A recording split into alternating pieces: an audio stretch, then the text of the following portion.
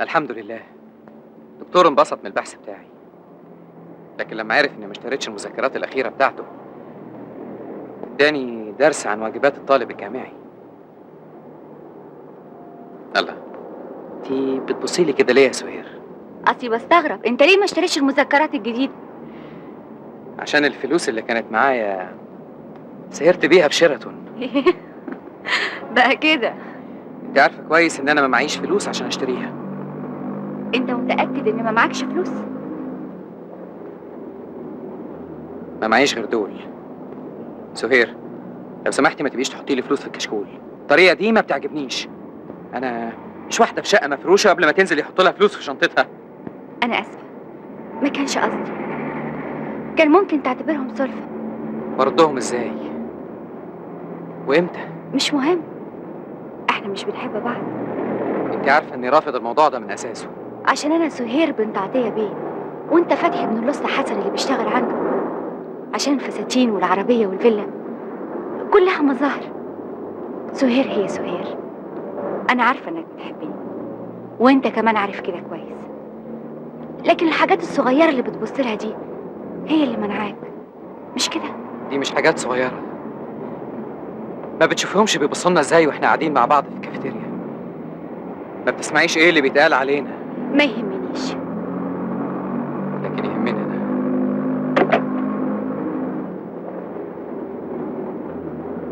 يلا نروح. هستنى واحد صاحبي معاه مرجع مهم. استناك النهارده تذاكر لي؟ مش عارف، هشوفك بكره. هحاول. خلي عنه يا أستاذ حسن. عيب يا رجب، المكنه تزعل. تعيش. الله، هي زرجين التاني. شويه صداع وهيروحوا. اذا كان الحديد تعب يبقى هنعمل ايه احنا يا بني ادمين؟ احنا ورانا ايه غير الشغل؟ ويا ريت عاجب يا أستاذ حسن، واخر الزمن نترمي في الشارع. قال ايه؟ المكن الجديد مش عايز حد يشتغل عليه، توماتيكي. ده اللي ملوش قديم ملوش جديد. ما تخافش، طول ما حسن موجود ربنا مش هيديمك. ربنا يديم المعروف يا ابو علي.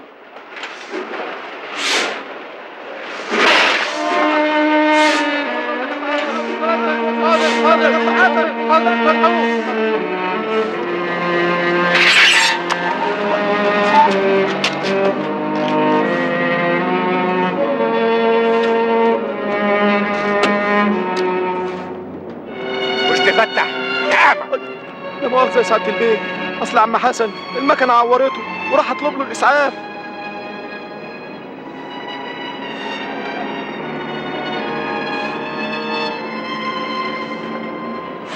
والنبي ما حدش يجيب سيره لاولادي. قوم يا اخويا انت وهو، كل واحد يروح يشوف شغله. يلا. في ايه يا حسن؟ مفيش حاجه يا عطيه بيه، بسيطه الحمد لله. كان المفروض انك تاخد بالك يا حسن. تعالى لي المكتب.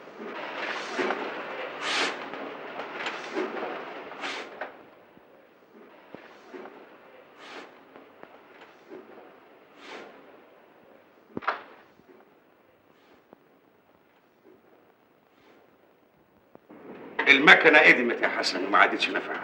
ابدا، دي عاوزه شويه حنيه ترجع تشتغل تاني. دي كلفتني يا راجل اكتر من ثمنها.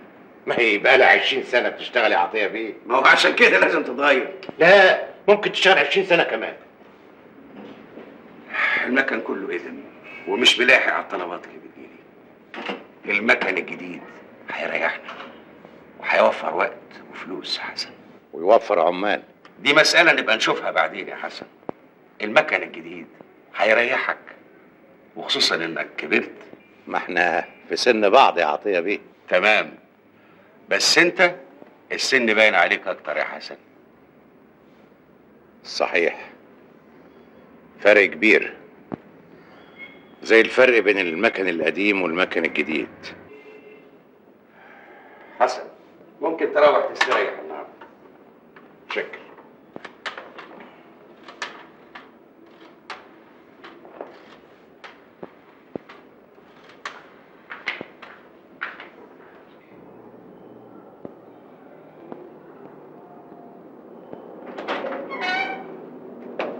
سي فتحي.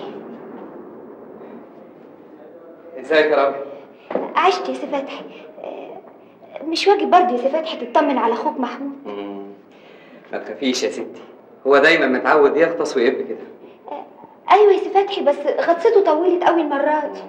قلت لك ما تخافيش يا راجل. عمر الشقي باقي.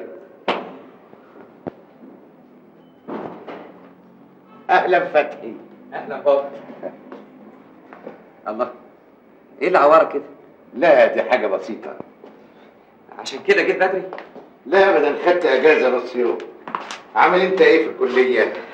الحمد لله. ربنا ينجحك يا ابني ويحبب فيك خلقه. وازاي يا عم عطيه؟ عم عطيه كان زمان، دلوقتي بقى عطيه بيه صاحب المطبعه اللي ابوك بيشتغل فيها. كل همه نفسه بس. ليه، هو حصل حاجه بينكم؟ لا ابدا. امال ليه بتقول الكلام ده يا بابا؟ ما تشغلش بالك انت بالحاجات الصغيره دي. اعمل لك كوبايه شاي على بال الاكل ما يستوي. لا انا هخش انام عشان اقدر اسهر اذاكر.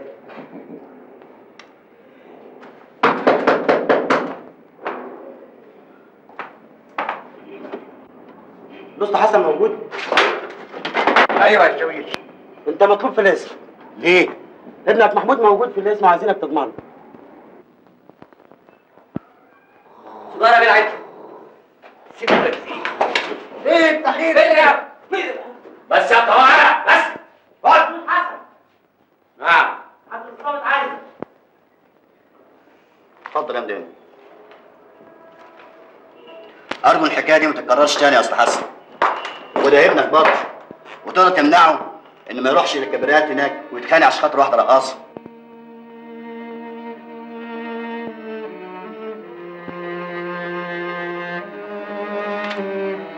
متشكر. العفو، مع السلامة.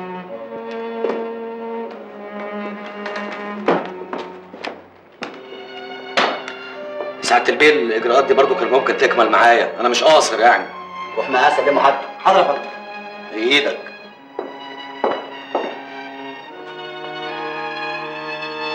ايه ده يا حسن؟ الدنيا بتلطش معاك كده ليه؟ يا رب انا كنت عملت ايه علشان اشوف كل ده؟ ده انا مضحي بكل حاجه، بعمري وصحتي وحياتي، علشان ما تشوفوش العذاب اللي انا شفته. ده انا مطاطي راسي في الارض علشان ترفعوا راسكم. اقول ايه للناس لما يسالوني ابنك كان مقبوض عليه ليه؟ مش كفايه انه ما نفعش في المدارس وعايز صايع، كمان جاي ده عار وتدخلني الاقسام وتعمل لي فضيحه في الحاره بجلاجل. معلش يا بابا، خش استريح انت جوه. استريح ازاي؟ استريح ازاي وانا شايف تعب السنين كلها بيروح قدام عيني؟ اخصى عليك يا محمود، كان منى عيني افخر بيك زي اخوك، لكن عليه العوض، عليه العوض يا رب، عليه العوض، عليه العوض، عليه العوض يا رب، عليه العوض.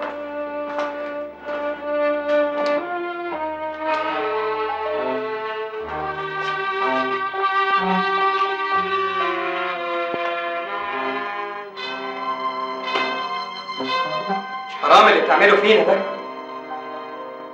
ابوك يا اخي ذنبه ايه يتمرمط ويتعب ويشقى وفي الاخر نتفضح في الحته؟ يا اخي حس على دمك بقى، فوق. انتوا اللي لازم تفوقوا وتشوفوا الدنيا ماشيه ازاي. ابوك بيشتغل 12 ساعه في اليوم علشان شويه ملاليم، وانت 20 سنه بتذاكر عشان ايه؟ عشان 25 ملطوش مش هيكفوك حتى مواصلات. ابوك عمل كل اللي قدر عليه عشان يشوفنا احسن من كل الناس، لكن ايه؟ القسمه، النصيب، كله كلام فارغ. فيه ناس ما كانش معاها القرش عرفت ازاي تجيبه وتخليه جنيه وألف ومليون. الدنيا دي يا صاحبي عايزه اللي ياخد منها ما يديهاش، عايزه اللي يضحك عليها مش هي اللي تضحك عليها.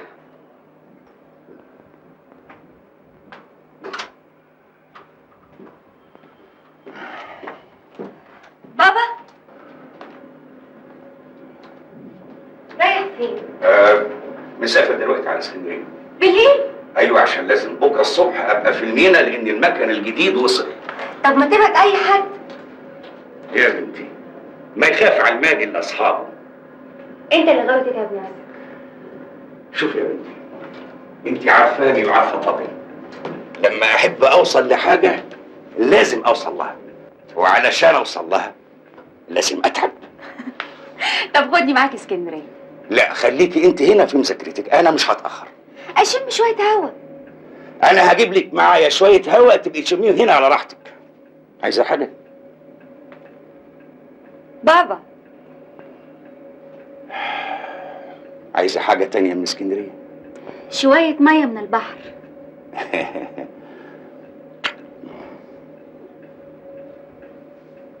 صدقيني يا راوية أنا ما منفعكيش. أنا حياتي كلها قلق ومشاكل. أنا تعبان. لو اتجوزتك هتعبك معايا.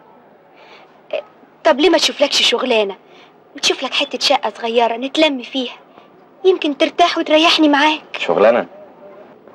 قصدك أشتغل عند حد؟ أبقى طور في ساقية غيري؟ ألف فيها طول النهار وألف واحد يتحكم فيا، وآخر النهار أطلع بنص جنيه أشتري بيه بطيخة وأرجع لك البيت وأنا مهدود الحيل ومكسور النفس. طب بلاش تشتغل عند حد. انت مش كان نفسك من زمان في ورشه؟ منين؟ ده حتى الحلم ده أنا خلاص نسيته. صدقيني يا راوية، أنا ما ينفعش أكون الزوج اللي أنت بتحلمي بيه.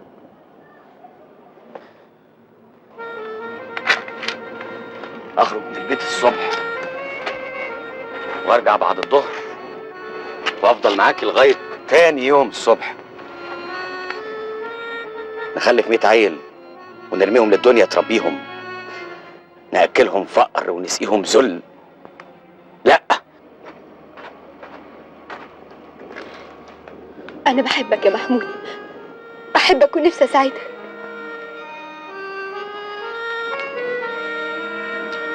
أنا كمان بحبك، بس ما أقدرش أتجوزك. ليه يا محمود؟ هشحططك معايا. أنا مش عارف أنا رايح فين ولا ليه.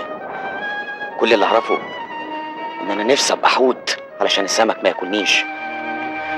علشان السمك ما ياكلنيش لازم ما يكونش فيه في رقبتي مسؤولية، عشان ما يجيش اليوم اللي نخي فيه.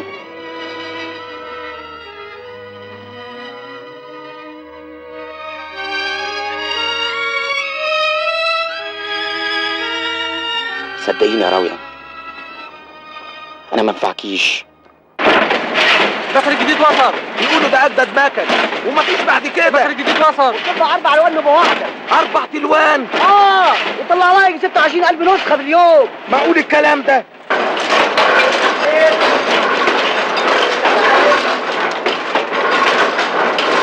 ليه؟ ليه؟ اشتغل يا عزيزي. وقفت ليه؟ وقفت ليه؟ انت لو اتكهنتي انا هتكهن انا كمان. بلاش تحرقنا دلوقتي. انا لسه في مسؤولية على كتافي كتيرة قوي. الواد لسه في الجامعة ما خلصش، والواد التاني قاعد في البيت. الحمل على كتافي كتير قوي. اشتغل يا عزيزي، اشتغلي. ما هو انت لو داسوكي بالرجلين هيلبسوني انا كمان، هيلبسوني انا كمان. ده انت ياما طبعت الكتب، قريتها ناس كتير واتعلمت واتخرجت وبقوا قضاة ومحامين ومهندسين. اشتغل يا عزيزة، اشتغلي اشتغلي يا عزيزة، اشتغلي.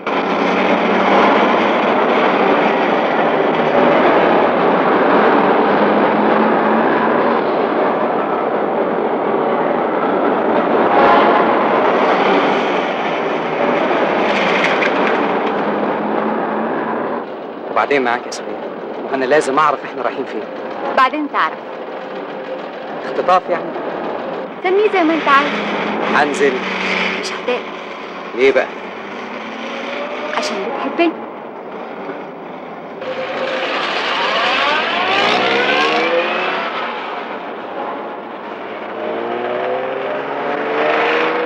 يا ترى هتبقى تنجحني لو اتعينت معيد في الكلية؟ ما بتردش ليه؟ مالك؟ لا ابدا مفيش.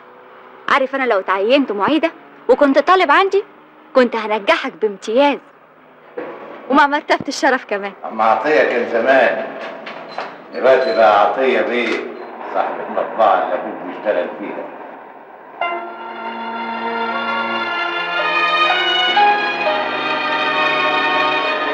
انتوا اللي لازم تفوقوا وتشوفوا الدنيا ماشيه ازاي.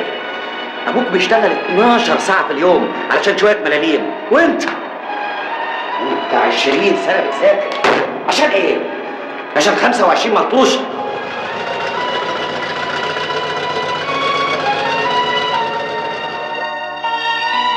اتفضل يا فندم، وصلنا بسرعة مش كده؟ هاي اللي واخد عقلك، احنا ايه اللي جابنا هنا؟ عزمك على الغدا، عندك مانع؟ لو كنت عارف انك هتجيبيني هنا ما كنتش ركبت معاكي. خلاص يا سيدي، اعتبرني اني خطفتك زي ما قلت. اتفضل.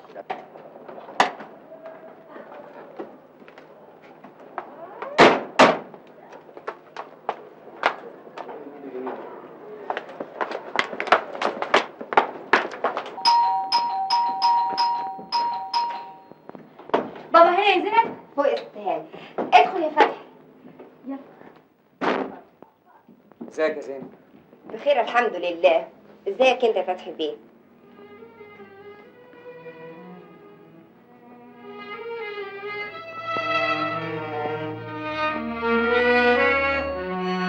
اهلا، ازيك يا فتحي؟ اهلا عطيه بيه. امال فين عمي يا ولد؟ اهلا يا عم. اهلا بيك يا حبيبي، اتفضل. ها سهير عامله معاك ايه في المذاكره؟ انا معتمد عليك يا بطل. تعرف يا بابا، ها فتحي السنة الجاية هيبقى معيد في الكلية، يعني هيدرس لي. ما شاء الله ما شاء الله، شاطر يا فتحي. انا دايما بقول ان ليك مستقبل كبير. انا بحاول يا عمي وربنا يسهل. انا بقول ان حسن عرف يخلف، بس خساره الواد اخوه ده. انا مش عارف الواد ده طالع لمين. تعرف يا فتحي ان بابا معجب بيه جدا. طبعا لان فتحي عايز يبقى كويس. شوف يا فتحي يا ابني، العلم طريق كل شيء، طريق للثروه، للسلطه، للسعاده. العلم سلاح لازم تعمل له مليون حساب. غريبة ان ده يكون رأي حضرتك. انا صحيح مش متعلم، لكن بعرف استفيد من المتعلمين. اسال، اخد خبرتهم. طب يلا بقى، ممكن اخدكم على الغدا؟ لازم الواحد يعرف ايه الجديد ويستفيد منه، وبالشكل ده مطبعتي هتبقى الاولى.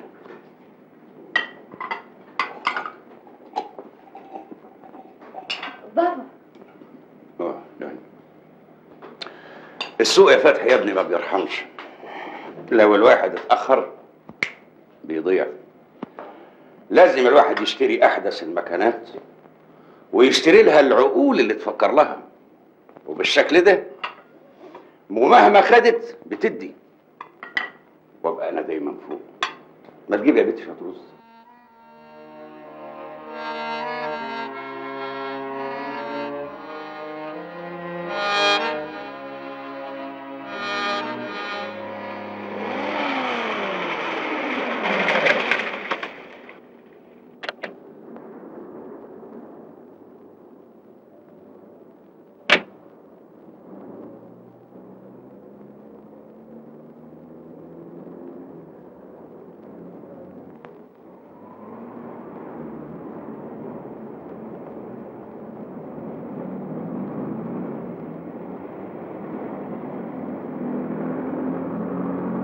اخيرا ابو حنفي جميلنا. اهو كده الشغل ولا بلاش؟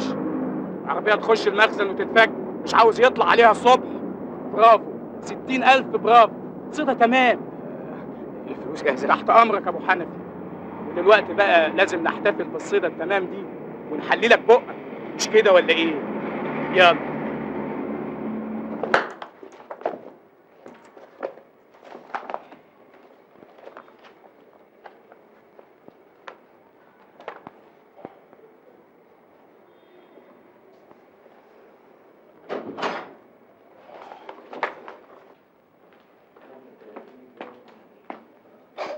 مساء الخير يا فتحي. اهلا.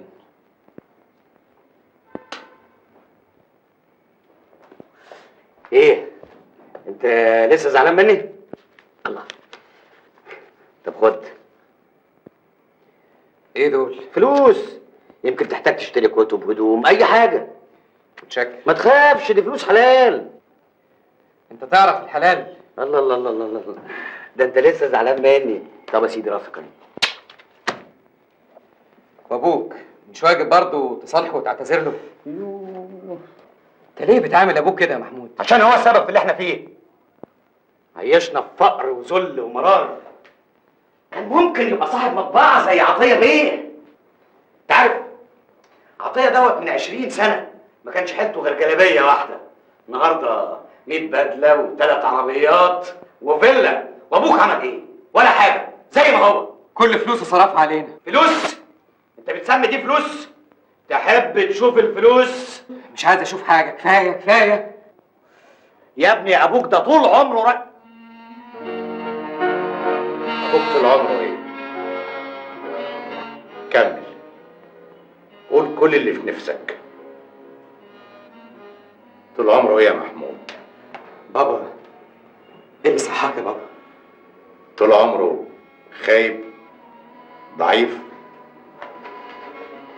بكره تتجوزوا وتفتحوا بيوت وتعرفوا يعني ايه المسؤوليه.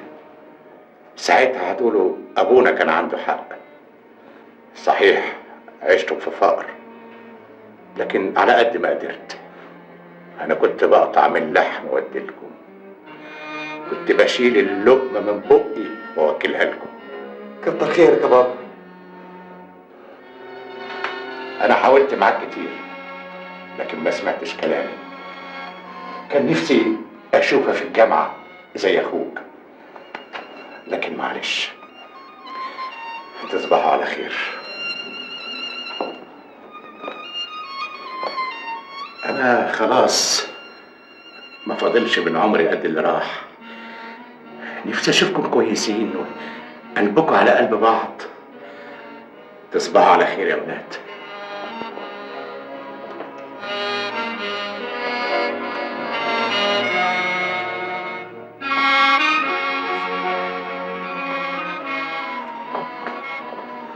هتنام من غير عشاء؟ خد كلك لقمه قبل ما تنام. كل. تصبحوا على خير. انت من اهل بابا.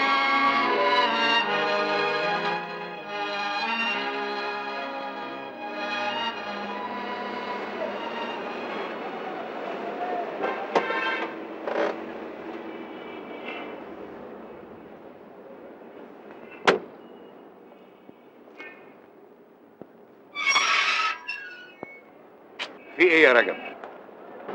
العمال جوه عاملين هيصه ومش راضيين يشتغلوا. الوسط حسن هو اللي بيحرضهم.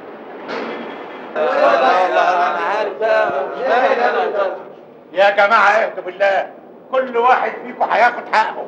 هياخدوا ازاي يا عم حسن؟ انت عارف البير وغطاه. يا سيدي بس المكن الجديد ملا السوق، يعني مش هنلاقي حتى نشتغل فيها. يا سيدي الارزاق بيد الله. ما قلناش حاجه يا اسطى حازم، بس بيوتنا هتتقفل وولادنا هتجوع وهتتشرب. ما تخافوش، مفيش حاجه من دي هتحصل ابدا. لما يجي عطيه انا هكلمه ومش هسيبه الا كل واحد فيكم لازم يرجع شغله. حسن، انا عايزك شويه. تعال.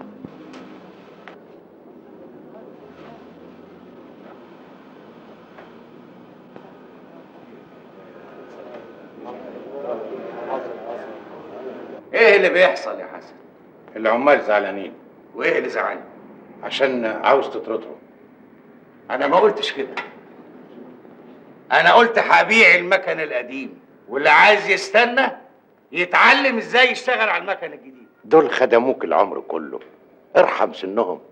دي المطبعه ما كانتش هتبقى كده الا بيهم. يعني انت معاهم؟ انا مع الحق. الحق انهم ما يقفوش في طريق العلم والتطور. المكن قدم ما بقاش ينفع، وانا ما عنديش استعداد اقفل المطبعه علشان خاطرهم.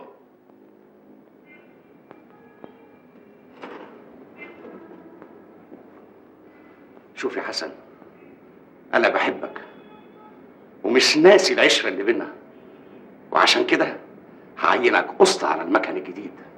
قسط على حاجه ما اعرفهاش؟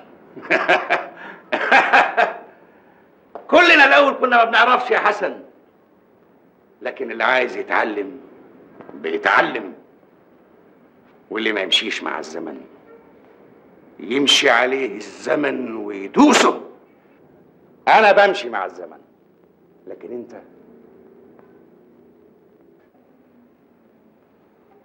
طول عمرك ما بتفكرش الا في نفسك وبس. كنت هتبقى عطية بيه لو اتجوزت ليلى بنت الحاج درويش، وكان زمانك قاعد على الكرسي ده، لكن ما عرفتش تمشي مع الزمن.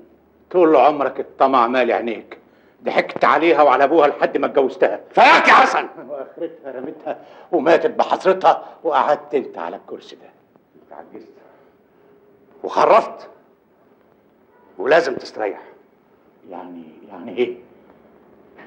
يعني ما تجيش الشغل من بكره. طب ازاي؟ ده انا فنيت عمري وشبابي هنا، واخرتها تطردني طرد الكلاب؟ طب اروح فين؟ اقعد في البيت؟ ما اقدرش. ده انا اتعودت طول عمري البس بدلتي الحلوه دي واجي على المطبعه من بدري اشوف اصحابي وزمايلي والمكن. هسيبهم خلاص؟ هسيبهم بعد العشره الحلوه دي كلها؟ ده انا عمري ما زعلت حد ولا حد زعل مني. ازاي هسيبهم؟ ازاي هسيبهم؟ ازاي هسيبهم؟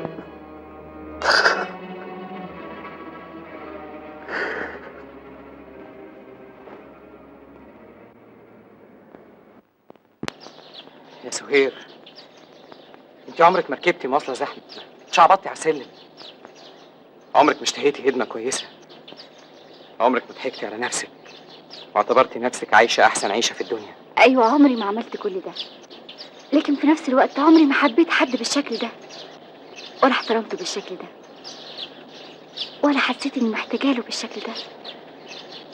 بكره تفوقي لنفسك لما تلاقي روحك على البلاطه، هتعرفي ان الحب ده مجرد نزوه عارضه وتنتهي. فتحي، انا عارفه انك بتحبني وانا بحبك، ومفيش اي قوه هتقدر تفرق بيننا، وانا متاكده ان بعلمك وكفاحك هنقدر نعمل مستقبلنا ونعيش في سعاده مادام بنحب بعض.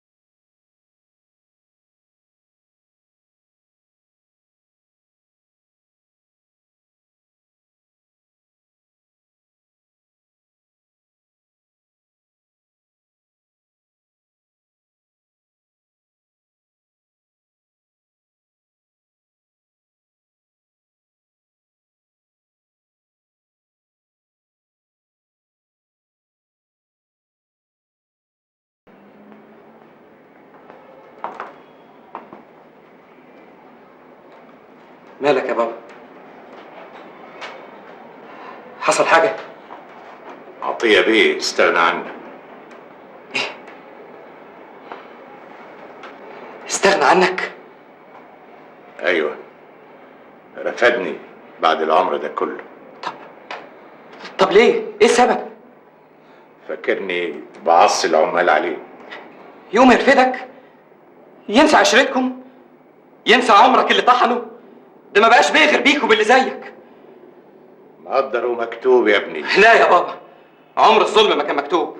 انا رايح له. لا لا يا ابني، انا مش رايح له عشان يرجعك، لا. انت كفايه عليك شغل بقى يا بابا، وانا الحمد لله كلها شهرين وهتخرج واشتغل. انا رايح له عشان ارجع لك حقوقك. انا عمري ما اشتغلت مع عطيه بيه وكان ليها حقوق، يعني لا ليا لا مكافأة ولا معاش ولا تأمين. ازاي الكلام ده؟ ده اللي حصل يا ابني، وزي ما قلت انت بكره تتخرج وتبقى عظيم، وفرحتي بيك هتنسيني تعبي واحزاني اللي شفتهم في حياتي. ما تنساش يا ابني ان ربنا كريم، ما بينساش حد ابدا.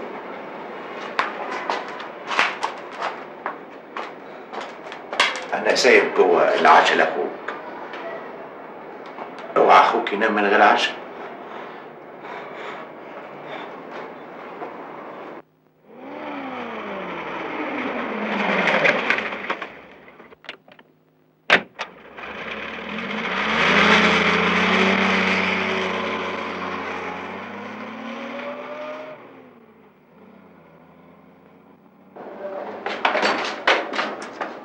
محمود.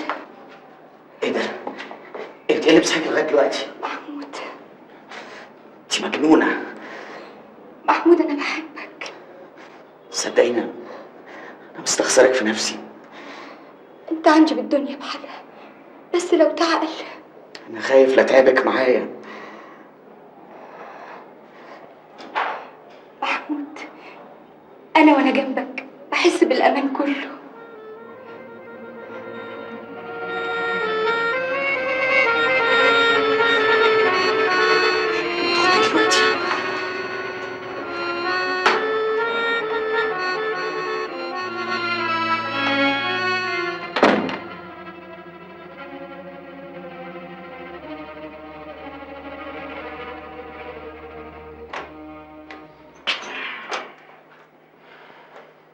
ايه ده يا ابني مالك؟ في ايه؟ بابا ماله؟ حصل له حاجة؟ اترفد من المطبعة. جالكم كلامي؟ يا ابني قلت لك الدنيا دي غابة، الصغير فيها لازم ينداس والضعيف لازم يتاكل. البقاء للأقوى. احنا مش عايشين في العصر الحجري، ولا احنا سمك بينهش في بعضه. امال ابوك اتاكل لحم واترمى عظم ليه؟ عطية بيه لعب لعبة قذرة وعرف ازاي يتخلص منه بعد ما استأمنه على نفسه. ابوك طول عمره عايش تابع، ما حاولش ابدا انه يكبر ويطلع على وش الدنيا، وادي النتيجة. عاش في الفقر وعيشنا معاه. بابا طول عمره بيكافح، عمل كل اللي يقدر عليه. ابوك ما عملش حاجة غير انه ساب الناس تمص دمه. لولا ابوك واللي زيه عطية بيه ده ما يبقالوش وجود.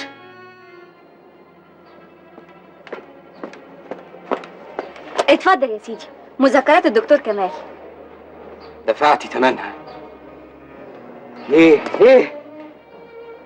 احنا مش اتفقنا ان مفيش فرق بينا؟ اوهام. في فرق كبير يا ست هانم، فرق كبير قوي. حصل ايه؟ لعبة خلاص انتهت. لعبة ايه؟ ارجوكي كفاية لغاية كده. وطي صوتك. انت عايز تلم الناس علينا؟ يهمك دلوقتي ان الناس ما تسمعش صوتنا، لكن ما يهمكيش انهم يعرفوا انك بتدفعي لي ثمن المذكرات، مش كده؟ لا بقى، الحكاية مش مسألة مذكرات، أكيد في حاجة تانية. ايوه يا ست هانم، ابوكي عطية بيه باع عشرة العمر وطرد ابويا من المطبعة. انت كمان هتبقي زيه. طب اهدى بس وفهمني ازاي ده حصل. روحي اسألي ابوكي وسيبيني.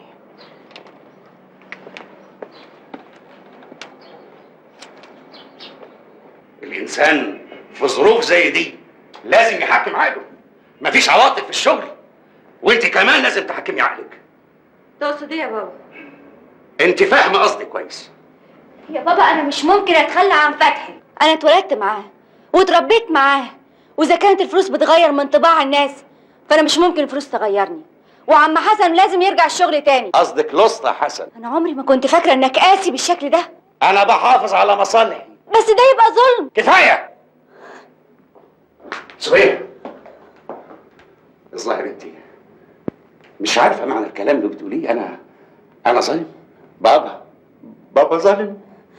انا ما اقصدش يا بابا، بس طرد انسان غلبان زي عم حسن يعتبر عمل مش انساني. لا يا حبيبتي، انت لسه صغيره مش فاهمه الدنيا ازاي. لا الانسان يا معايا يا ضدي، مفيش حاجه كده في النص. الراجل الاسطى حسن ده بقى ضدي. التفاحه الخسرانه بتفسد التفاح اللي حواليها. شغل ايه يا حسن اللي هتدور عليه؟ انت كبرت يا راجل خلاص، المفروض تستريح بقى. انا لازم اشتغل لغايه ما فتحي ابني يتخرج، دول كلها شهرين. هو انت يعني فاهم ان فتحي هيتخرج ويلاقي الشغل مستنيه؟ دول يا راجل بيقعدوا سنه واثنين وثلاثه لحد ما يجيلهم التعيين. ربنا كريم وعالم بالحال. ايه رايك يا حسن لو فتحي يجي يمسك حسابات الفرن بتاعي وهتبقى نوايا تسند السير؟ مش ممكن. فتحي ابني الحاجه الوحيده الكويسه اللي انا حاسس اني عملتها في حياتي. وهو يعني فتحي هيشتغل العمر كله؟ لا يا حاج مدبولي، ابني مش ممكن يتمرمط. امال انا عايش ليه؟ يا ريت يا اسطى حسن، لكن المكن اللي عندي كله جديد وعاوز ناس عندهم صحه علشان تشغلوا وتفهموا.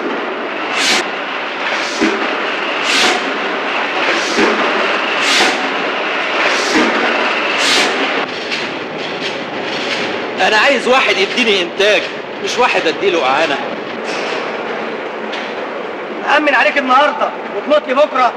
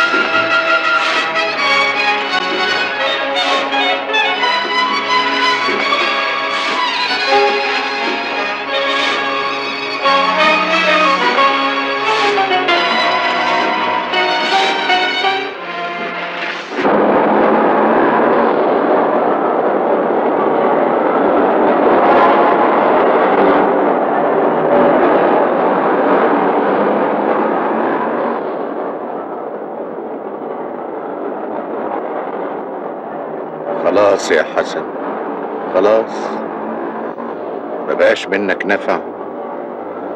لازم تموت بقى، يضربوك بالرصاص زي الخيل لما تعجز. خلاص يا حسن كبرت، محدش عايزك، مفيش شغلانة قبلاك.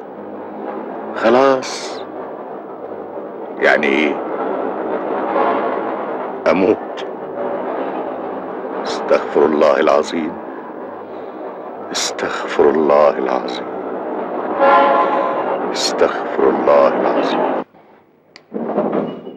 ايه يا ابني؟ بتدور على حاجه؟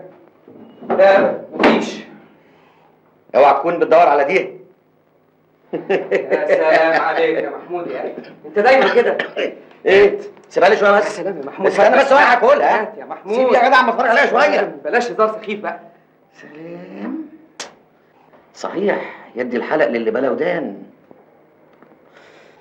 اما انا يا ابني لو كنت مكانك كنت عملت عمايل.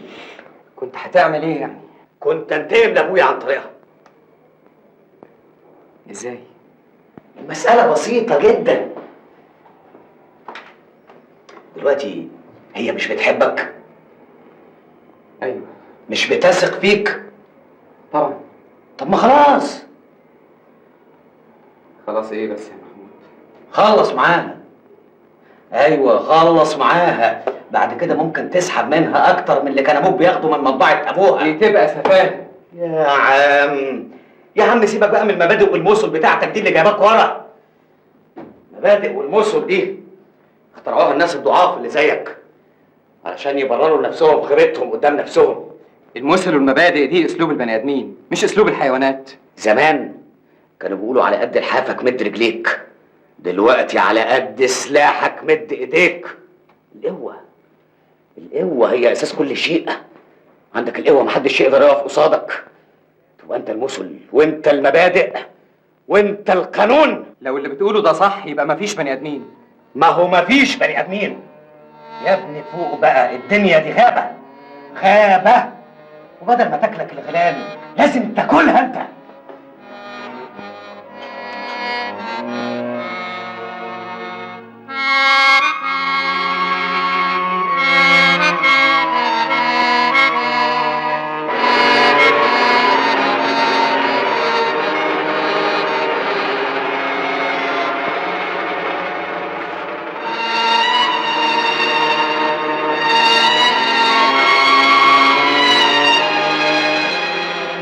يا اخي بلاش عبر، امشي روح اخلص في حته تانيه.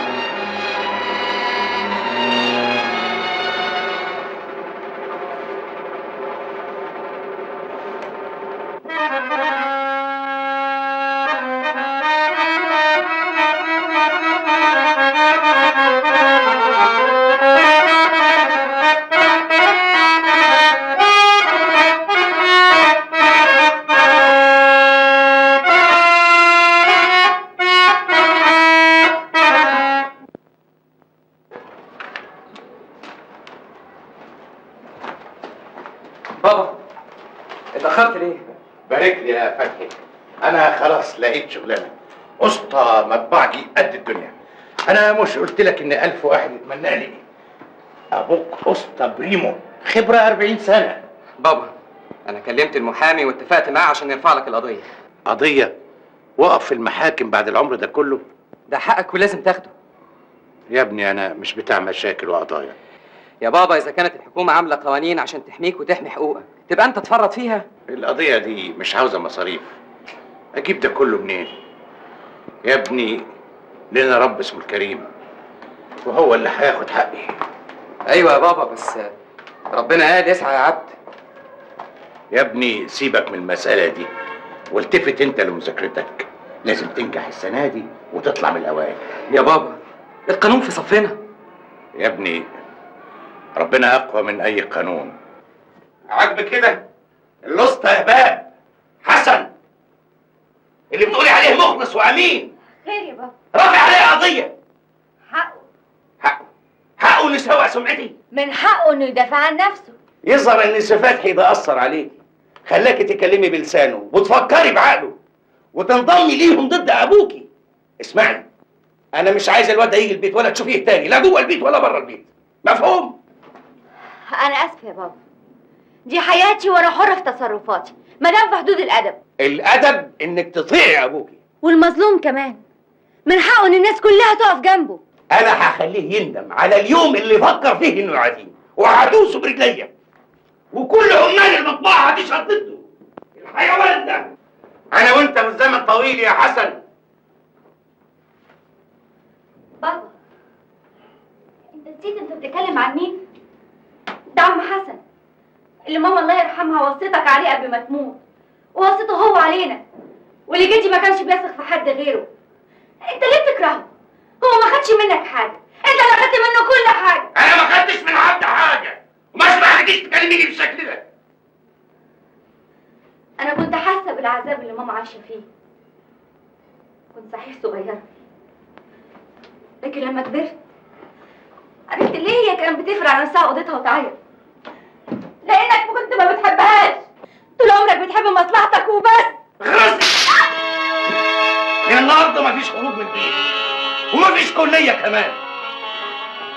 شاكر بيه اتكلم عليكي عشان ابنه، وبكره انا هوافق.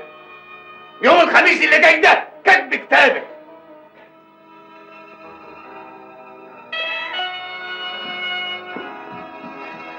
بلد اخر الزمن.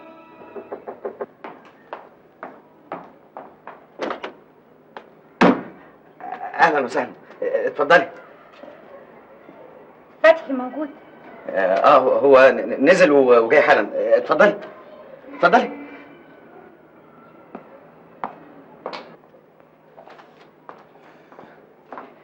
فينك من زمان؟ محدش شافك. الدنيا مشاغل.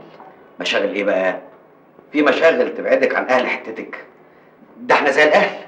هو فتحي هيتأخر؟ الله، ومالك ملهوف قوي عليه كده؟ نعم. لا مش قصدي. هو زمانه جاي يعني. تعرفي انا لو منه ما كنتش نزلت ما دام اعرف ان حضرتك جايه. ما هو ما يعرفش اني جايه كده. يا اهلا وسهلا.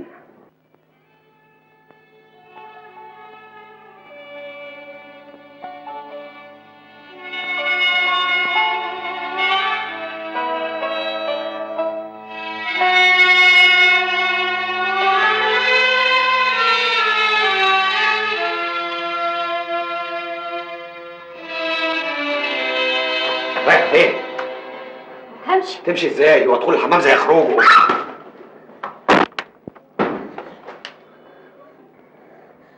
ابعد عني، ابعد عني، لا صوت والم عليك الدنيا. يا سلام. طب حاولي كده.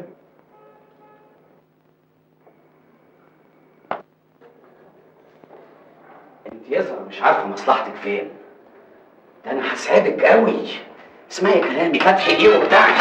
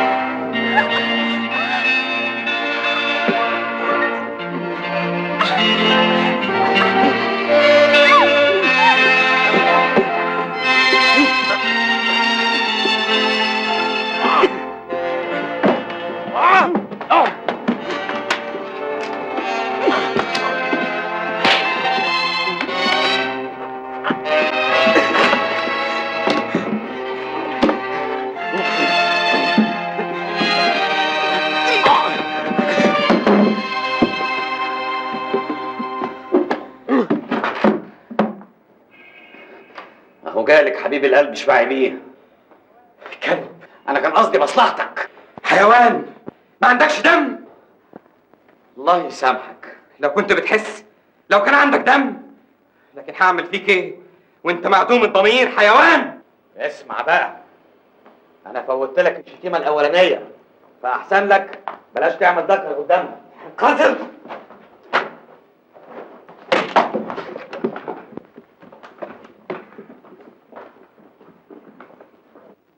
دي اخرتها تموتوا بعض بدل ما يبقى قلبكم على بعض.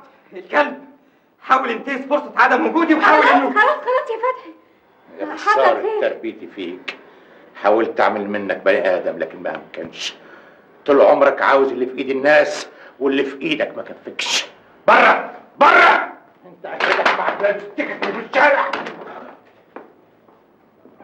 انا اسف يا بنتي. مسحيها فين؟ حصل خير يا عمي.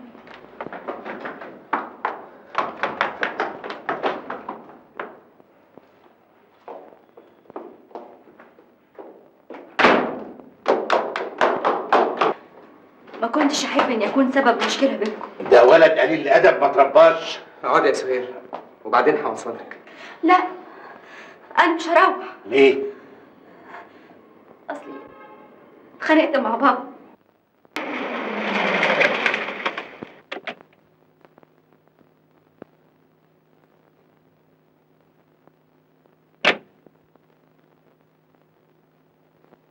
ده برضه ابوك يا بنتي. ابويا اللي يدور على مصلحتي، مش يدوس عليا عشان مصلحته. يا عمي انا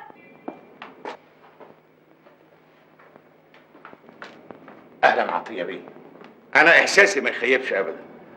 انا برضه قلت انك هتيجي عند عمك حسن. الحقيقه انا جاي اتكلم مع فتحي كلمتين عن الفراد. اتفضل اتكلم، مفيش حد غريب. دي بنتك وده ابويا. انا بقول على انفراد، ممكن؟ اتفضل.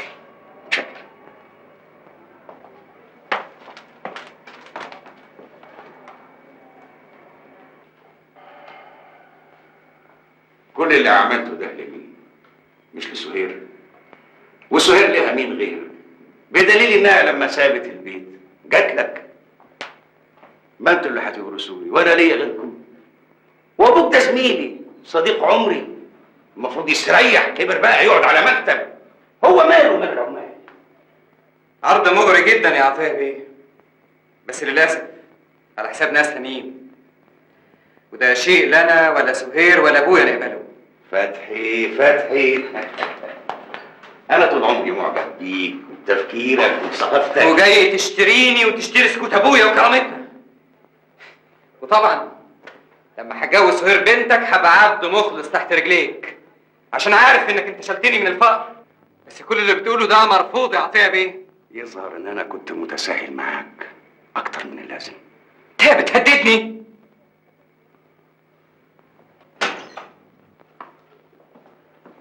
اتفضلي معايا. اسف يا بابا، انا هفضل هنا. انت موافق على كده يا حسن؟ ما هي برضه في بيت اهلها يا عطيه بيه. كده طيب، انا هعرف اخليكم تندموا. انا هعرف اخليكم تندموا.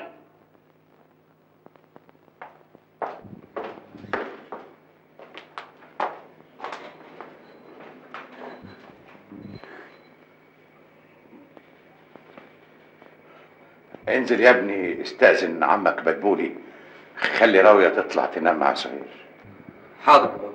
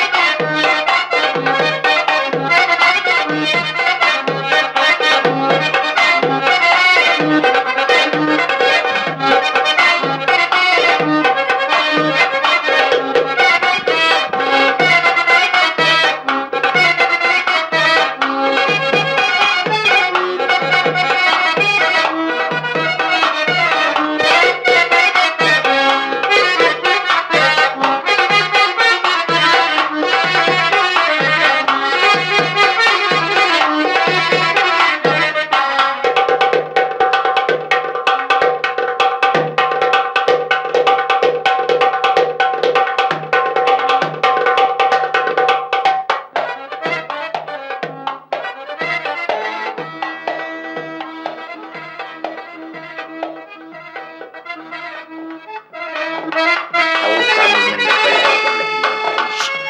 طول عمرك عاوز اللي في ايد الناس واللي في ايدك ما تديكش. بره بره بره بره، ده مش بيتك عشان تطردنا. معلش عشان خاطري اطلعوا دلوقتي، محمود تعبان شويه. معلش اتفضلوا اتفضلوا اتفضلوا.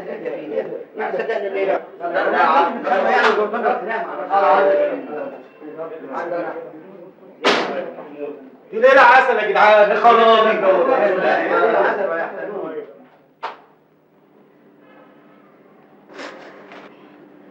مالك يا حبيبي؟ ايه اللي تعبك؟ اي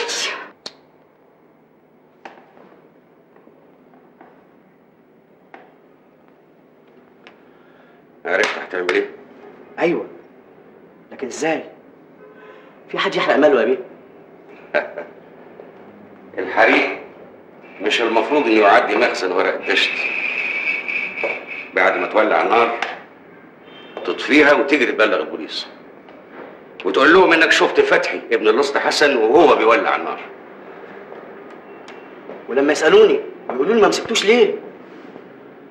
اقول لهم ايه؟ تقول لهم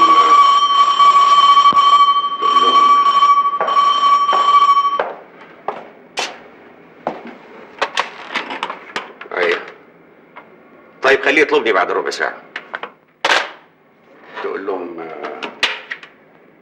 انك خفت وطفيت النار الاول.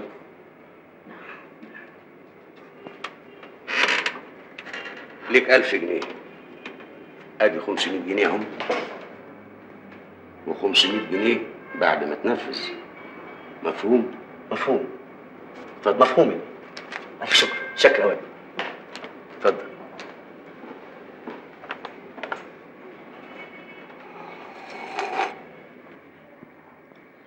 محمود مسكين يا سهير، ضايع. نفسه يبقى حاجة كبيرة يعوض بيها الفقر اللي عاش فيه والتعب اللي شافه. انت بتحبيه؟ أحبه دي كلمة قليلة. ده أنا نفسي أموت علشانه، نفسي يطلب مني عمري حياتي وأنا اديها له. احنا الاتنين مستعدين نديلهم كل حاجة، لكن للأسف هما مش حاسين بينا. هي الناس لازم تتعذب، وهي بتحب بتتعذب، وهي بتكره بتتعذب.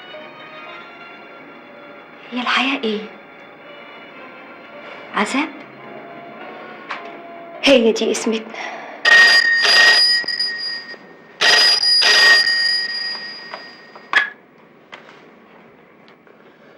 الو. ايوه انا عطيه. ايه؟ بتقول ايه؟ المطبعة بتتحرق؟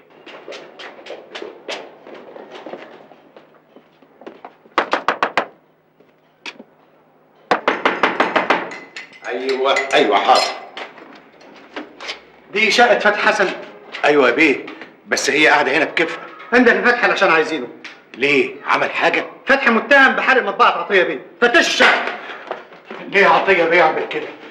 ده فتحي عمره ما حد اشتكى منه، ده نور عينيا اللي بشوف بيه. يا بيه في يا عم؟ ابوكي بيتهم فتحي انه حرق المطبعه.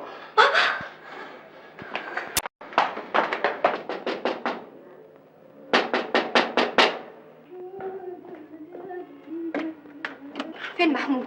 انت مين؟ فين محمود؟ ما عندناش حد بالاسم ده. الله، جرى ايه يا شابة؟ هو ده ليه جدت ولا ايه؟ ما قلتلك ما عندناش حد بالاسم ده. أنا عارفة إنه هنا، أرجوكي لازم أشوفه ضروري. بياخدي منه ميعاد في حتة تانية. ايه؟ انت ايه اللي جابك هنا؟ وعرفتي مكاني ازاي؟ والله عالي يا سي محمود، انت كنت زاغ منها ولا ايه؟ محمود، البوليس بيدور على أخوك فتحي. ليه؟ عطية بيه اتهمه بحرق المطبعة. وفتحي فين دلوقتي؟ في الكلية. فتحي تعال. اركب. على فين؟ تهرب قبل ما يقبضوا عليك. يهرب ليه؟ ده ما عملش حاجة. انا هسلم نفسي وحسبة اني بريء. بلاش جنان. تسلم نفسك ده ايه؟ اكيد عطية محضر مليون شاهد عليك انك حرقت المطبعة. يلا اركب، ما تضيعش وقت. يلا.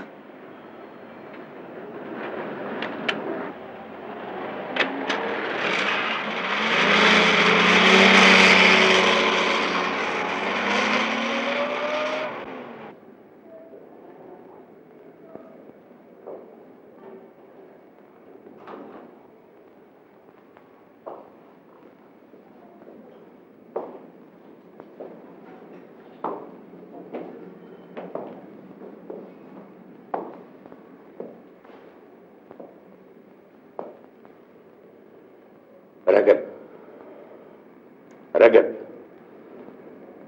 ما تخافش، ما تخافش. انا مش زعلان منك.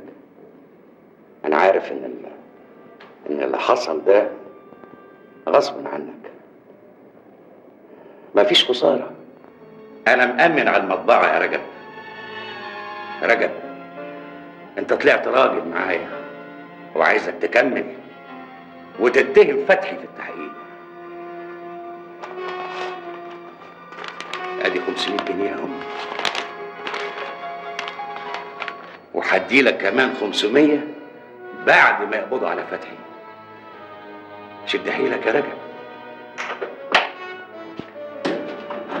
رجب ابني حبيبي حبيبي، ازيك يا رجب؟ ازيك يا ابني؟ وده حصل ازاي؟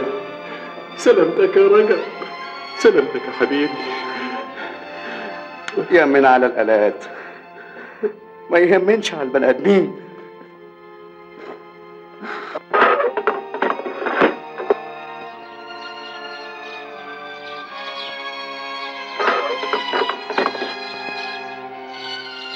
احنا رايحين فين؟ يا سيدي ما تخافش، احنا في اكتر حته امان في الدنيا. تعال، دي سراية حافظ باشا. سرايا هنا؟ ايوه، تعال بس ما تخافش. ورايا.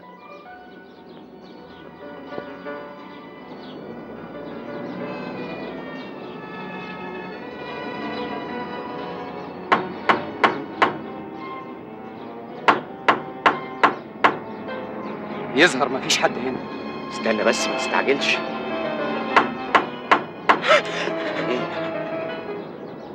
اهلا ابو حنف. هو مش في حوش فاضي هنا؟ طبعا الدار امان، اتفضلوا. اتفضل.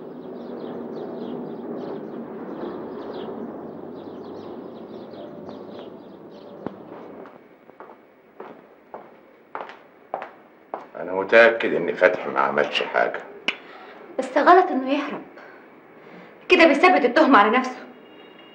بقى يا رب الاولاني ضاع مستقبله وقلت عوضي عليك، التاني اهو يرفع راسي يقوم يحصل اللي حصل.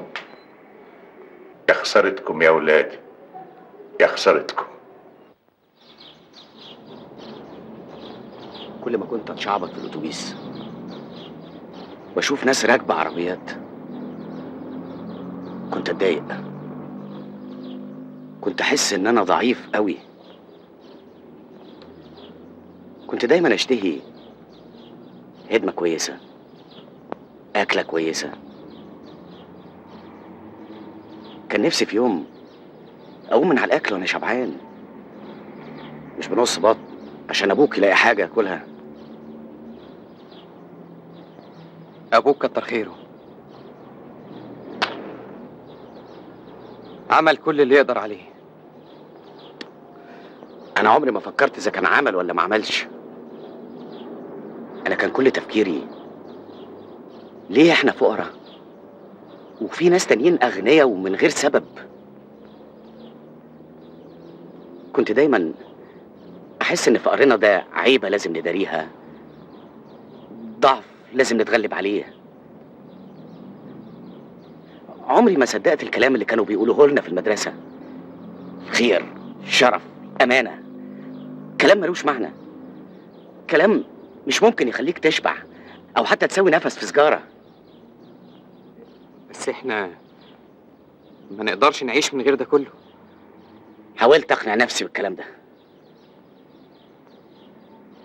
لحد ما جه يوم امي كانت عيانه. رحت عشان انده ابويا من المطبعه، ما لقيتوش هناك. لقيت عطيه بيه قاعد على المكتب وكان قدامه فلوس كتير. طلبت منه قرشين عشان اجيب الدكتور لامي والدواء،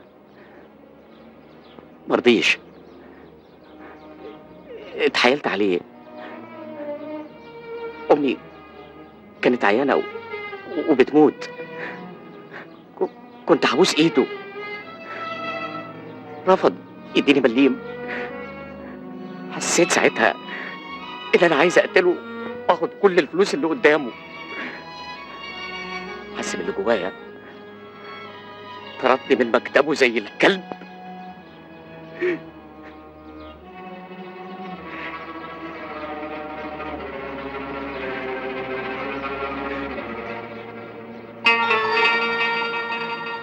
وماتت امي.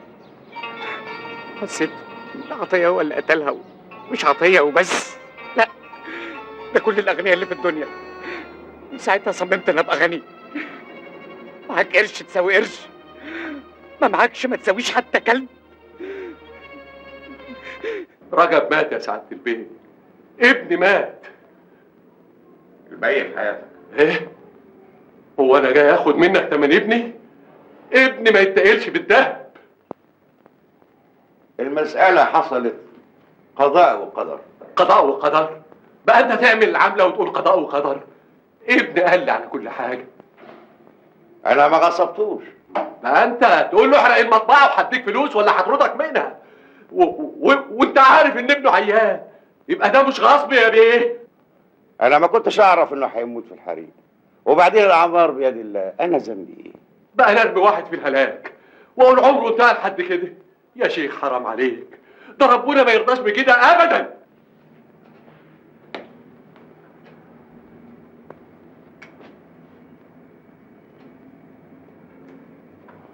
شوف يا اسطى عدم، اللي انت عايزه راح اديهولك، وابن ابنك راح اعالجه على حسابي. ومنين تجيب له واحد يقول له يا بابا؟ منين تجيب له واحد يحن عليه؟ منين تجيب له واحد يشد ظهره لغايه ما يصلب طوله ويقف على رجليه؟ منين؟ هتشتري له واحد يسهر عليه وهو عيان؟ هتشتري له واحد يخاف عليه ويحبه؟ انت عايز ايه بالظبط؟ انت اللي قتلته. انت يظهر التفاهم مش نافع معاك. اوعى تنسى ان ربنا منتقم جبار، ودم ابني مش هيروح هدر، مش هيروح هدر. ربنا ينتقم منك لله. دم ابني مش هيروح هدر، ربنا منتقم جبار منك لله.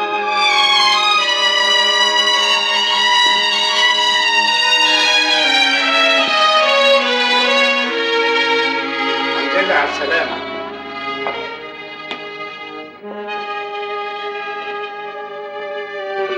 ايه اللي جابك؟ مصطفى حسن طردك؟ مين ده يا بابا؟ ده اللي ابنه مات في الحريق، وفتحي هو السبب.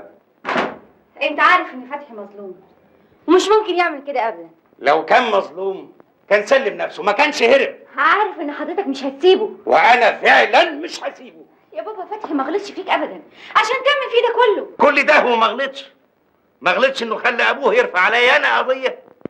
ما غلطش لما حرضك خلاكي تسيبي بيت ابوكي وبيت اهلك وتقعدي عندهم زي البنات اللي مالهمش اهل من الشوارع. كل ده ما غلطش. بس يا بابا مهما كان ما توصلش يعني انك تضيع له مستقبله وتقضي عليه. الدنيا كده، يا غالب يا مغلوب. حضرتك عارف كويس قوي ان فتحي ما حرقش المطبعه. يعني بتبلى عليه. طب عشان خاطري يا بابا، عشان خاطر عم حسن صديق عمرك ده، انت لو شفته دلوقتي اصعب عليك. بقى زي التايه، كأنه جبل واتهد. خلاص الدمى ما بقتش تفارق عينيه. ده فتحي كان امله الوحيد، الامل اللي تعب العمر كله علشانه. ازاي يشوفه بيتحطم قدام عينيه؟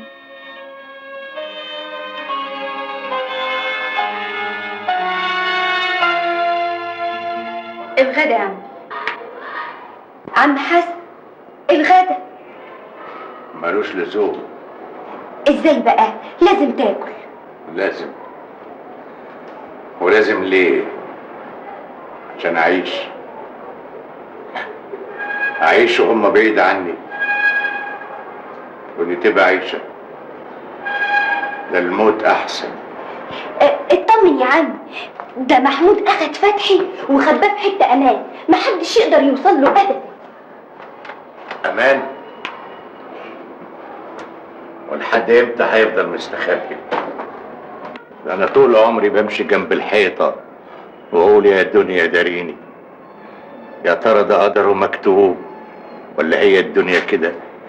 ما تجيش الا على الغلبان اللي زيه بس. عم حسن، بس انا غلطان، ياما كان نفسهم في حاجات وما قدرتش اعملها، ما كانش بايدي.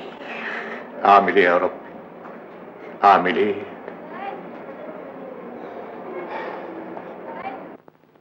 أرجوك يا بابا، أرجوك. انت جاي هنا ليه؟ أرجوك. عايز ايه؟ كفاية يا بابا، كفاية.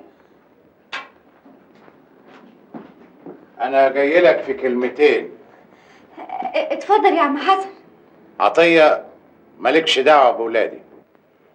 انت جاي تهددني يا حسن؟ انا عمري ما بهدد حد، لكن اللي يرش ولادي بالمية ارشه بالدم. بدل كده كنت ربيهم احسن كويس. انا ربيت ولادي احسن تربية، لكن الحقد الاسود اللي في قلبك عماك عن عشرتنا، عن الخير وعن الحق.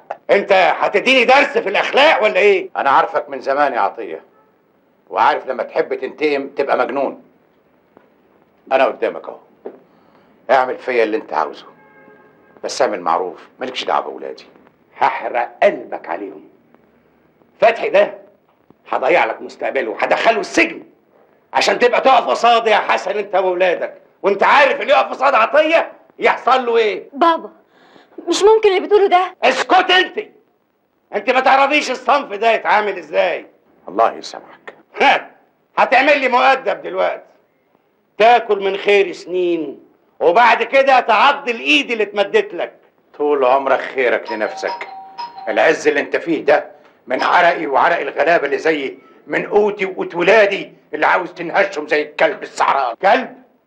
انا كلبي يا ابن بابا، انا همرمغ مناخيرك في التراب، هخليك تركع على رجليك وتبوس جزمته علشان يسامحك.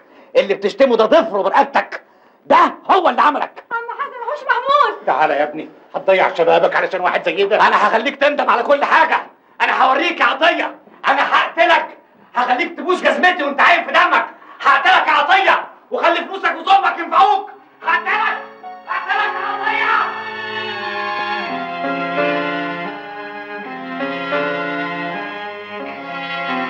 وانت ما رحتيش معاهم ليه؟ روحي معاهم عشان تتفقوا ازاي سوا هتقتلوني. بابا مالكيش اب، مالكيش اب.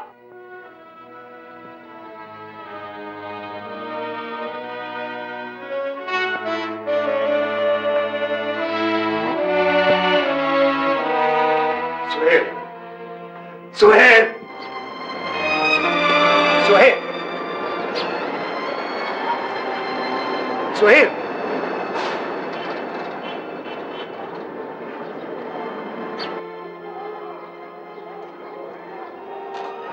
سهير، ما تسيبينيش يا بنتي، ما تسيبينيش.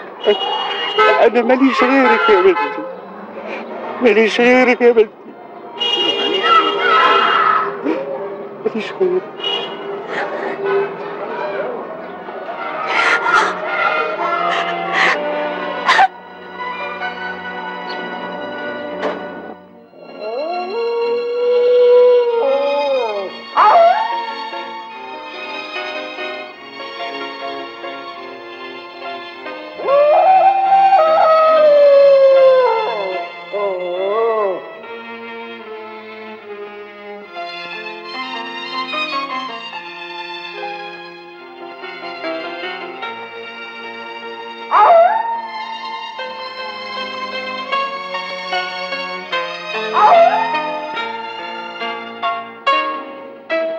صدقني يا محمود، الدنيا عمرها ما كانت كده.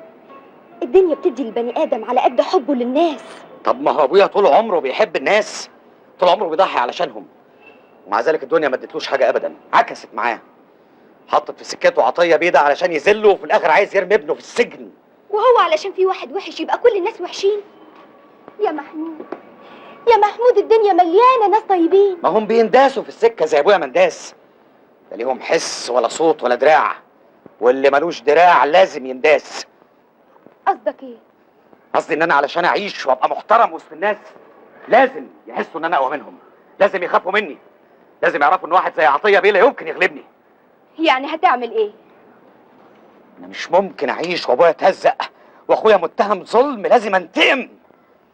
بس الشطاره ان انتقم من غير ما حد يمسك على اي حاجه، وهتشوفي.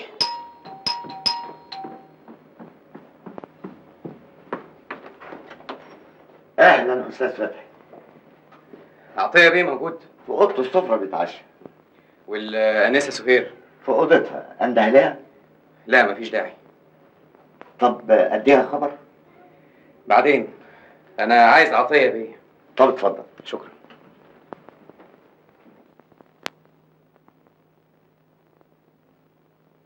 عطيه بيه. عطيه بيه.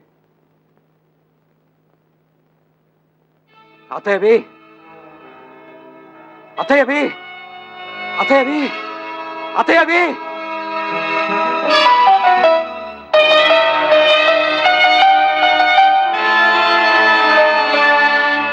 عطيه بيه.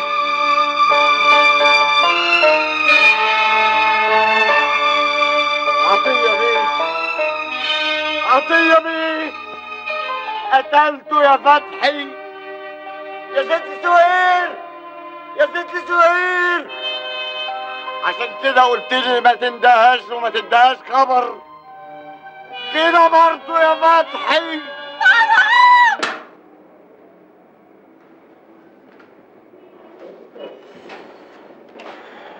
يعني انت مصمم انك دخلت لقيته مقتول؟ يا فندم والله العظيم ده اللي حصل. مش جايز دخلت من البلكونه وقتلته وبعدين لفيت ورجعت دخلت عادي من الباب؟ طب ليه؟ انا اللي اسالك مش انت. ومع ذلك اقول لك ليه انت عندك الدافع للقتل؟ لانك انت طلبت بنته تتجوزها وهو مرضيش، وبعدين حاولت تقنعه برضه مرضيش، فقتلته عشان يخلالك الجو وتتجوزها وتورثه. مش ممكن، مش انا اللي افكر بالطريقه دي. امال تفكر ازاي؟ انا رفضت اتجوز بنته. كده؟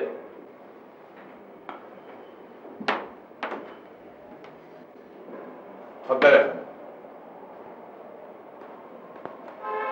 اتفضل استريح.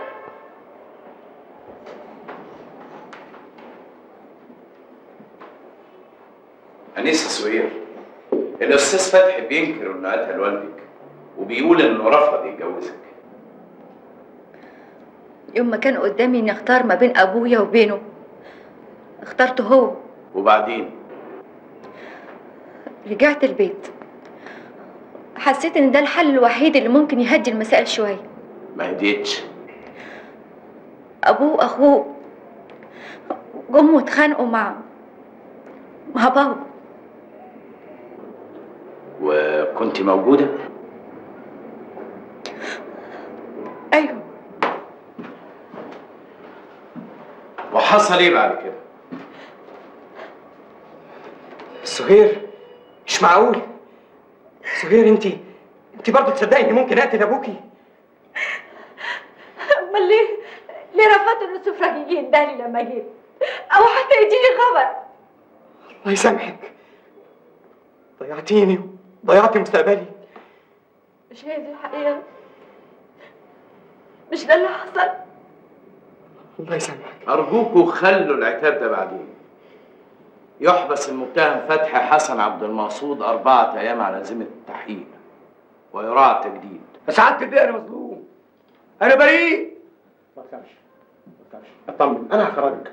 أقصى حاجة ندفعها كفاية. متشكرين يا بيه. فتحي، محمود، فتحي، بابا، بابا، ما تخافش يا بابا، أنا ما قتلتوش. أنا دخلت لقيته ميت يا بابا. أنا بريء بابا. خلي بالك من بابا محمود، ما تسيبوش. صدقني يا بابا، أنا بريء. فتحي، فتحي.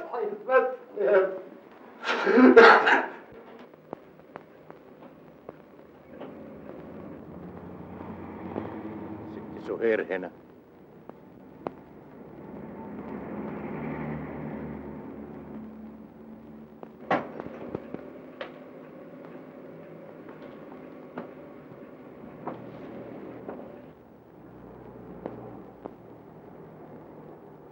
البقية في حياتك يا بنتي. أنا آسف اتأخرت عليكي شوية، اعذريني.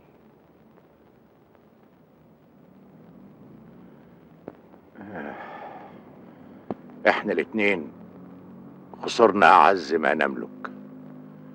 انت خسرت ابوكي وانا خسرت ابني، الامل الوحيد اللي كنت عايش علشانه. ايه، تعرف ابوك اتهم ابني بحرق المطبعة ليه؟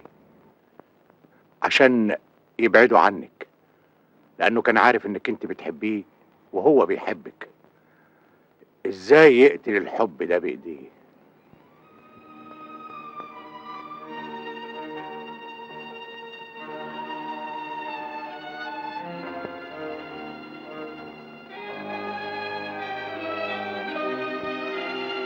فكري شوية يا بنتي بقلبك، ساعتها هتحسي انك ظلمت انسان بريء ملوش ذنب في الدنيا غير انه حبك.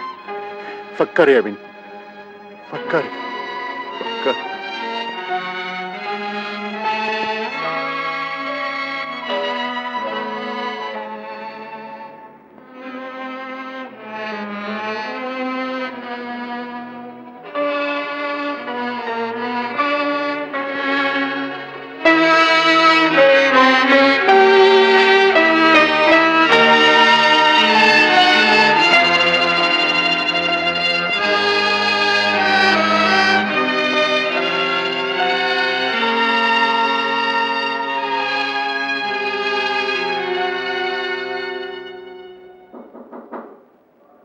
ادخل.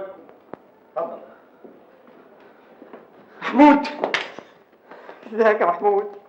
ازيك يا بابا؟ ايه يا محمود؟ مش قادر اصدق عينيا. معقول فتحي الانسان الطيب المسالم اللي كان دايما يكلمني عن المبادئ والمثل والحب بين الناس. اتفضل استريح.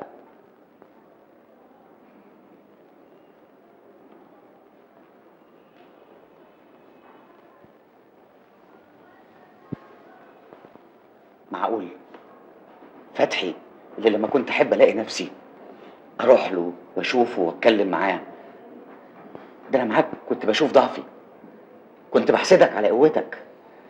ليه تضيع الصوره الجميله اللي كانت دايما قدام عينيا؟ ليه ما قلتليش كنت انا قتلت لك عطيه؟ انا ماليش مستقبل، لكن انت المستقبل لسه قدامك طويل، ليه تضيعه؟ كفايه يا محمود، كفايه. مش ممكن تفقدوا الثقه فيا للدرجه دي. مش ممكن يا اخي يكون ايمانكم ضعيف بيا بالشكل ده. يا محمود انا ما قتلتش عطيه، انا دخلت لقيته مقتول. لازم حد فيكم يصدق الكلام اللي بقوله ده. مش قادر اصدق ان فتحي يقتل. انا علمته، اديته سلاح علشان يفكر بعقله. كنت بسرق نسخه من كل كتاب اطبعه واجيبه له، اقول له اقرا يا فتحي اقرا. وفتحي قرا كتير، يعني عنده عقل، يعني مش ممكن يقتل. مش كده يا راوية؟ ايوه يا عم، فتحي مش ممكن يقتل. يعني انت متأكدة انه مش هو؟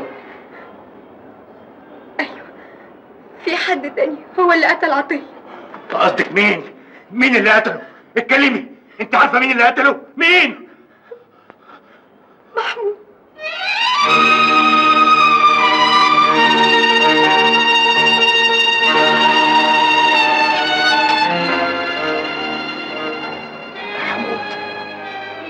قال لي انه لازم ينتقم من عطيه.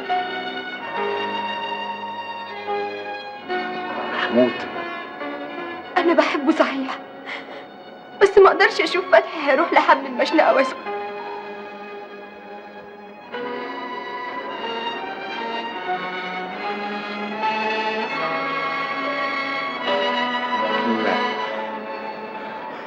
لا لا لا لا لا لا لا. أنا عاوز أنبهك كمان مرة لخطورة كلامك ده، الاعتراف سيد الأدلة. يا سعادة البيه، يا سعادة البيه، أنا بقول الحقيقة. أنت بتقول كده عشان تنقذ ابنك؟ أبدا يا سعادة البيه، أنا القاتل، صدقوني، حرام تظلموا ابني. طب اتفضل استريح.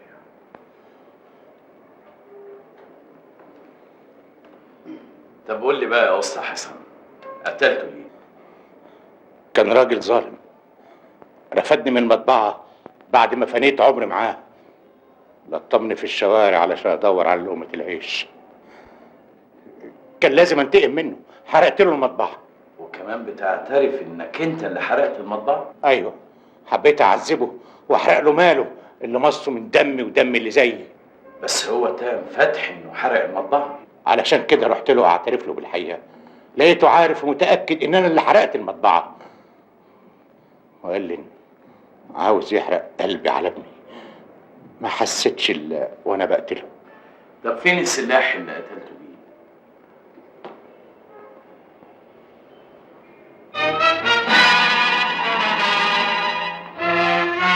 إن قضيتنا اليوم ليست في حاجة إلى أدلة وبراهين، فالمتهم قد اعترف بارتكاب جريمته الشنعاء، تلك الجريمة التي لم يكن لها أي دافع سوى الحقد الذي اختزنه طوال هذه السنين، وهو يرى زميل عمره وقد أصبح صاحب مطبعة بينما هو يعمل أجيرا بها.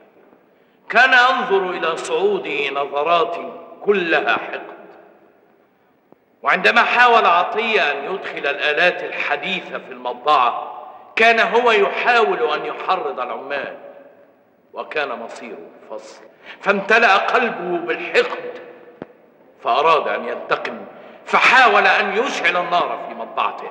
ذلك الحادث الذي راح ضحيته إنسان بريء، ولم يكتفي بهذا بل سارع وقتل عطية ليخرس اللسان الذي امتد ليتهم ابنه. يا حضرات القضاة، لا تجعلوا مأساته تثير شفقتكم، فهو لم يعترف إلا عندما أدرك أن مصير ابنه سيكون حبل المشنقة، ولولا ذلك ما كان المتهم أقدم على الاعتراف. ولذلك أطلب من عدالتكم تطبيق الشريعة والقانون حتى يكون مثلا وعبرة لغيره من الحاقدين، وأطلب تطبيق المادة 230 من قانون العقوبات. كل من قتل نفسا عمدا مع سبق الإصرار والترصد يعاقب بالإعدام، فما بالكم والمتهم الماثل أمامكم الآن قاتل الاثنين؟ الحكم بعد المداولة.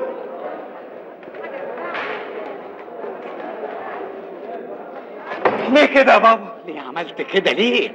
ده واجبي يا اولادي، انا خلاص انتهيت، ما عادش فيا رجا، لكن انتم لازم تعيشوا، المستقبل لسه قدامكم، لكن انا الماضي اللي لازم ينتهي، واجبي ان احميكم ان شاء الله بعمري.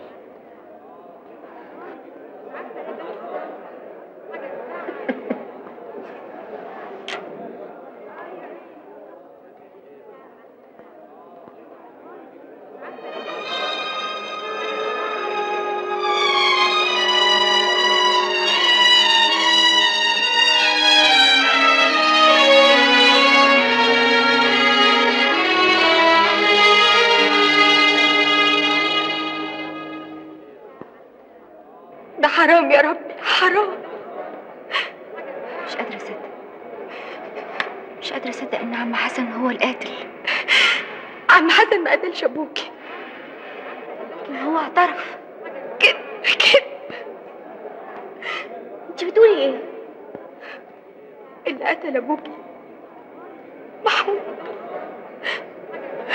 محمود.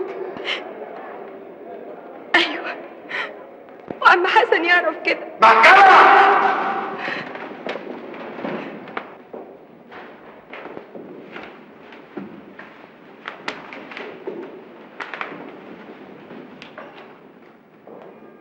حكمت المحكمة حضوريا على المتهم حسن عبد المقصود شعراوي بإحالة أوراقه إلى المفتي.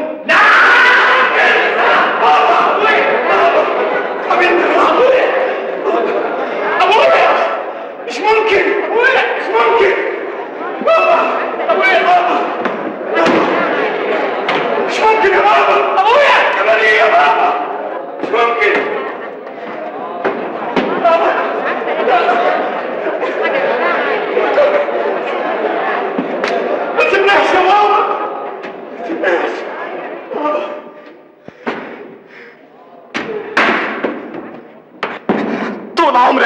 ربنا مستحيل، واديكي شفت النهايه. ابوك اتقتل، ابويا هينعدم. ما تظلمش يا حبيبي يا فتحي، مش احنا السبب، لكن الحقد اللي ملأ قلب اخوك هو اللي وصلنا للنهايه دي.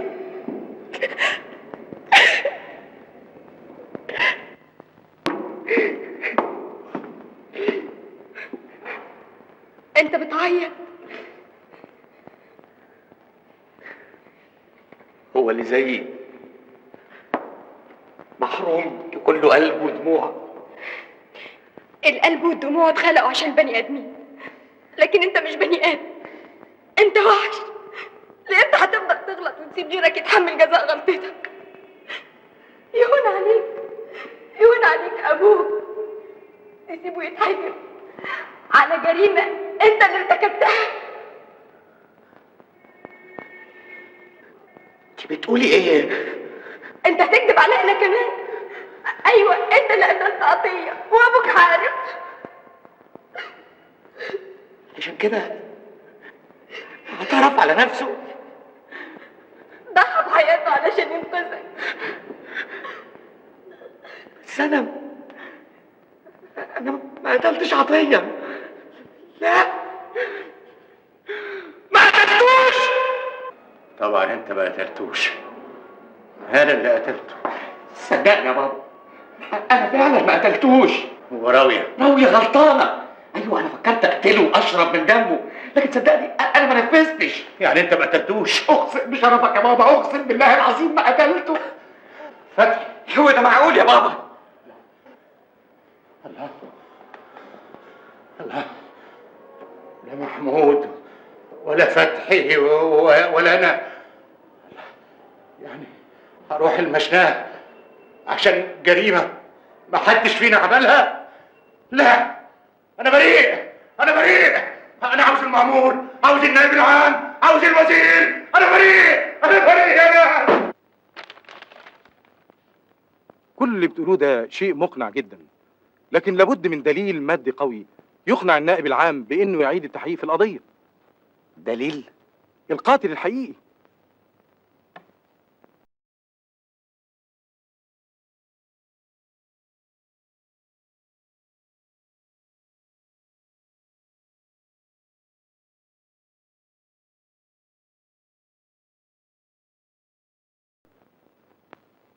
طول عمره كان قدام عينيا، لكن عمري ما شفته ولا فكرت فيه. عمري ما سألت نفسي ليه هو بيتعب علشان احنا نستريح، ليه هو بيجوع علشان احنا نشبع، ليه هو عريان واحنا متغطيين. لكن دلوقتي بس حسيت بيه، حسيت قد ايه هو كان راجل عظيم، ضحى بنفسه علشان ينقذني انا، عشان ينقذني. طول عمري كنت سبب كل المشاكل، دلوقتي بيدفع ثمن غلطه ما ارتكبهاش. مش ممكن يسيبه يروح هدر كده. الامل الوحيد ان القاتل الحقيقي يظهر. ايوه، القاتل الحقيقي. بس هيظهر ازاي؟ هيظهر ازاي؟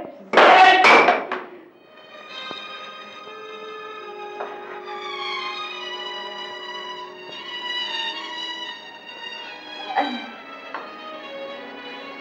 افتكرت حاجة. افتكرتي ايه؟ افتكرتي ايه؟ كلمي. وده معقول؟ هو في حد من رجالة المطبعة كان يقدر يرفع راسه قدام عطية بيه؟ لكن الظلم عمره ما بيدوم، والمظلوم اكيد برضه هيجيله يوم ويرفع راسه. يرفع راسه؟ وانا ارفع راسي ازاي؟ وانا انحنيت من كتر بكاي على ضنايا. ما هو عشان كده ما خبيش عليك، انا جيت لك. انت عارف انه مش ممكن عم حسن يقتل. وانت الوحيد اللي ممكن انت عاوز تقول ايه يا ابني؟ شوفوا بقى، هما كلمتين ولازم تسمعوهم. ربك يمهل ولا يهمل.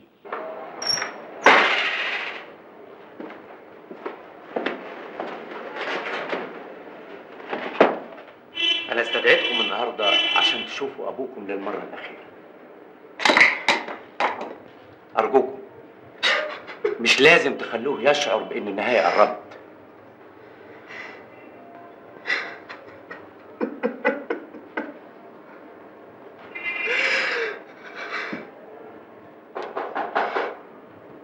ادخل.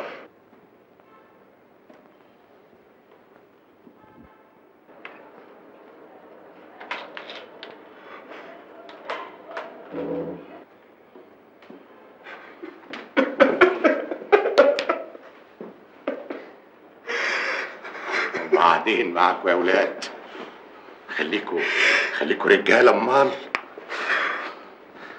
خلي قلبكوا على قلب بعض، ما تسيبوش بعض ابدا. خلي بالك يا فتحي بن محمود، ده انتوا اخوات، والاخ ما بيتعوضش ابدا. اعمار بيد الله، ولكل اجل كتاب. بس بس بس بس بس بس.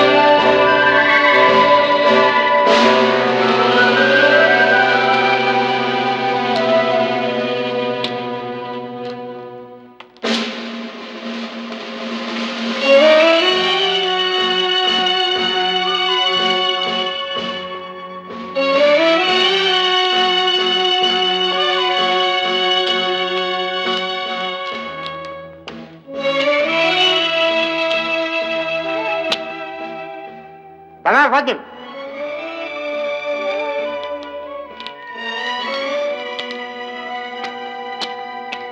بناء على طلب السيد الأستاذ النائب العام رقم 9 سري المؤرخ 17/5/75، قد تحدد اليوم 18/5/75 الساعة 8 صباحا تنفيذ حكم الإعدام شنقا في المسجون حسن عبد المقصود شعراوي بجهة سجن الاستئناف، وذلك للحكم عليه حضوريا وبإجماع الآراء بالإعدام شنقا من محكمة جنايات القاهرة في قضية الجناية رقم 2 لسنة 1975.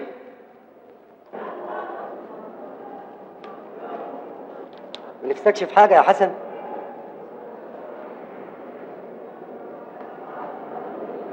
نفسي اتدفن جنب ام العيال.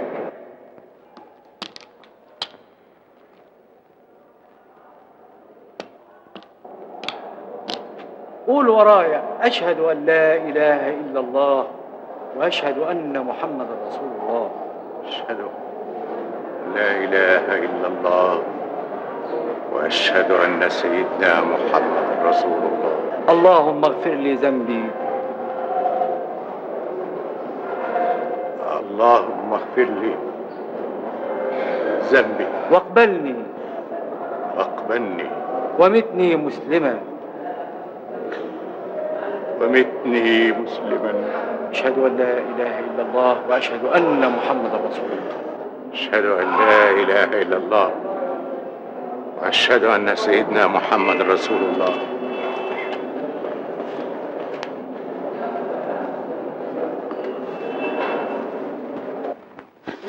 أيوة قتلته شرف.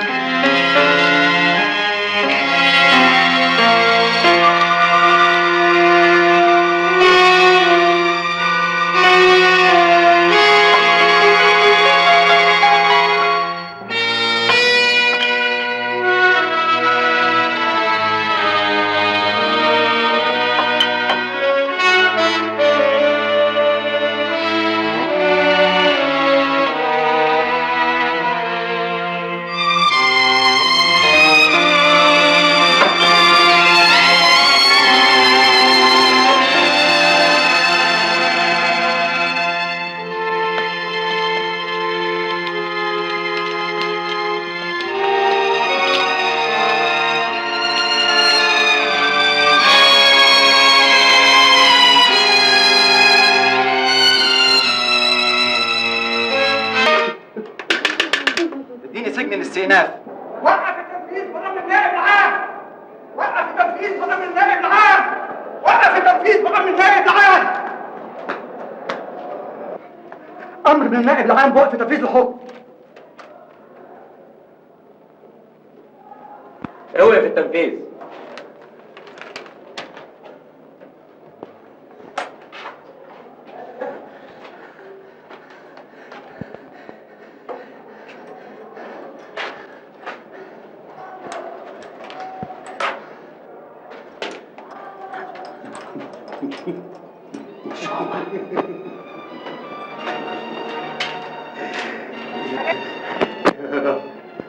يا كريم يا قوي على كل قوي يا رب يا